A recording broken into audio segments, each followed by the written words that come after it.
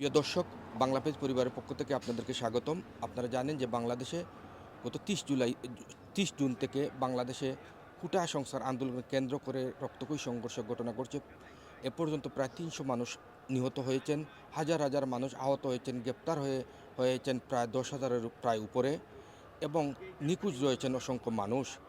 এই অবস্থায় সরকার গত ১৭ জুলাই বাংলাদেশকে ইন্টারনেট সেবা বন্ধ করে দেয়, যার ফলে বাংলাদেশ প্রায় ১০ দিন বিশ্ব থেকে বিচ্ছিন্ন ছিল। এ কারণে বিশ্বের বিভিন্ন দেশে অবস্থান করা প্রবাসীরা আতঙ্কে ছিলেন তাদের পরিবার পরিজন নিয়ে।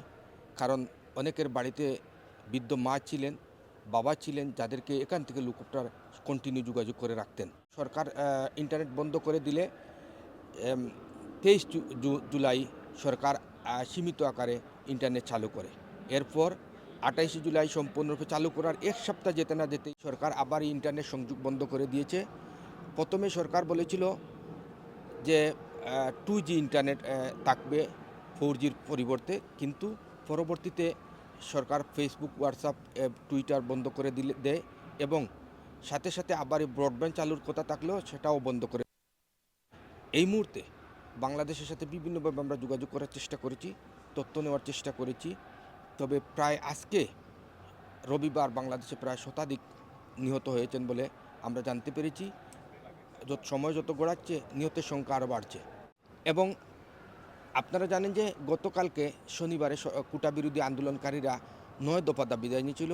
সেই ৯ দফার ভিত্তিতে তারা এই বেশ কিছুদিন ধরে আন্দোলন করে সরকারের কাছে দাবি নিয়ে আসছিল ৯ দফা মেনে নেওয়ার জন্য, কিন্তু সরকারের পক্ষ থেকে সেই ৯ দফা তাদেরকে মানা হয়নি।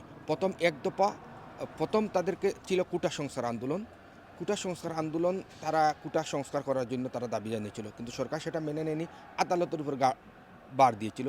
কিন্তু পরবর্তীতে সরকারি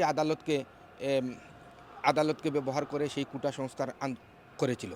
কিন্তু কোটা সংস্কার করতে গিয়ে আদালতের রায়ে আসার আগেই বাংলাদেশ অসংখ্য মানুষ নিহত হওয়ার প্রতিবাদে কোটা সংস্কার আন্দোলনকারীরা ৯টি দাবি উপস্থাপন করে। এর মধ্যে ৯টি দাবি উপস্থাপন করে। এই ৯টি দাবি মেনে নেওয়ার কারণে গতকালকে তারা এক দফা দাবিতে অসহযোগ আন্দোলনে ডাক দেয়। এই অসহযোগ আন্দোলন বাংলাদেশে চলছে। এই অসহযোগ আন্দোলনে আজকে বাংলাদেশের বিভিন্ন জেলায় প্রায় শতাধিক মানুষ নিহত হয়েছেন এবং অসংখ্য মানুষ আহত হয়েছেন। আমরা পরবর্তীতে আপনাদেরকে তথ্য পেলে জানানোর চেষ্টা করব। খালেদ মাসুদ রনি, বাংলাদেশ24.com, লন্ডন।